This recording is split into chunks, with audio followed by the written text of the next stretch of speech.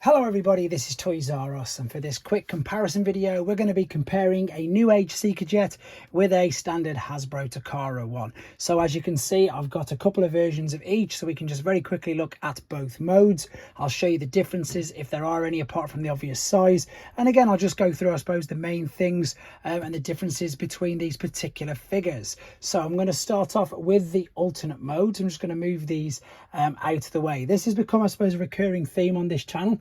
It's a great idea suggested, by yourselves, the subscribers and the viewers, just as opposed to see the main differences. So what I will very quickly do and just gloss over, because there is separate reviews for this particular Newage figure already on this channel, is if it comes to accessories, then Newage wins hands down. Now don't get me wrong, these aren't free, you do pay quite a bit for them, but you get two sets of hands, two sets of what would be classed as null rays, a set of null rays, a set of missiles, a different head, a different gun, part of the space bridge which could be used as a stand, some boost effects and some blast effects. So when it comes to accessories, and again these aren't free, the Newage Seeker jets are roughly about £60. I think there's something like $70, depending on where you get them from. So as I say, it's not cheap. They are the price of at least a leader class figure, but they are dubbed mini masterpieces for the versions that hopefully you're going to be able to see here.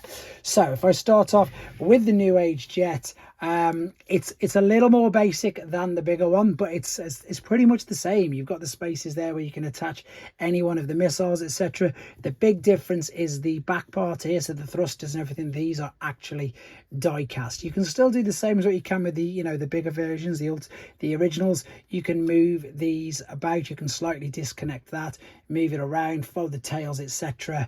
And I suppose again it just depends on your budget, and it depends on your I suppose space that you've got, because they really have pretty much scaled down a Voyager class figure into this. They really have. As I said, the details are all pretty much the same. The added bonus you've got with this is that it does have metal there, and as I've just shown, you can attach boosters and everything else to it. So just to give you an idea, as I say, of the scale of I suppose just how much smaller it is. You can actually even get a Ghost Starscream as well.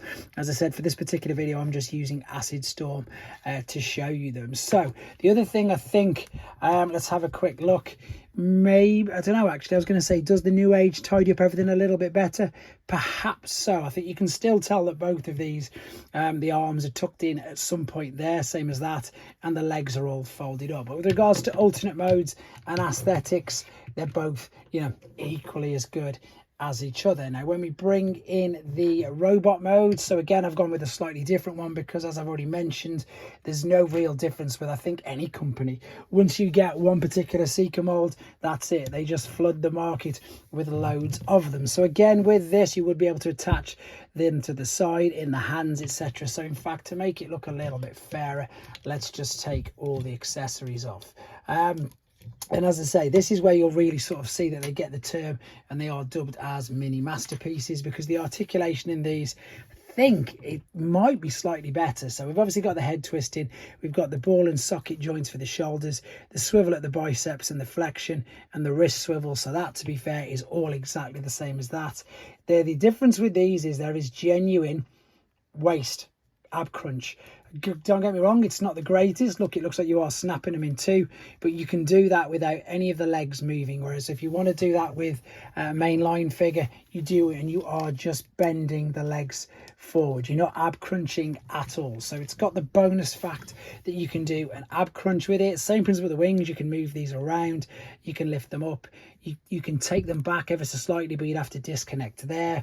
The only thing I think, and I'm not saying wins because it's not a competition, it's just to show you the differences. I think the only thing that's a little bit, should we say, better with this, even though it's blockier, it's the way that the legs tidy up that little bit more. It's clever. Again, I'm sure you've seen the transformation process for these little figures. It's clever how everything pretty much does tuck into the back, so you do get the sleek looking, you haven't got these additional bits on the side. So it's weird. So I don't know which one I prefer with regards to that. You guys let me know in the comments.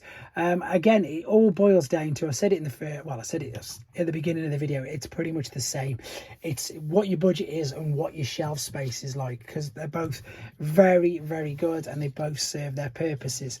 There isn't really any differences, as you can see, apart from I know the obvious colour scheme, but with this, can you move that? I'm not sure if you can. You might be able to, but I don't want to at all. Again, that's it. They both pretty much, this one, excuse me, is just a scaled down version of that. However, as I say, you've got the metal there. There's no die cast in here. Right, that's pretty much it for your Seeker comparisons. Stay tuned for more Newage versus other either mainline or Generation 1 figure comparison videos. Let me know what you think in the comments, guys. Take care.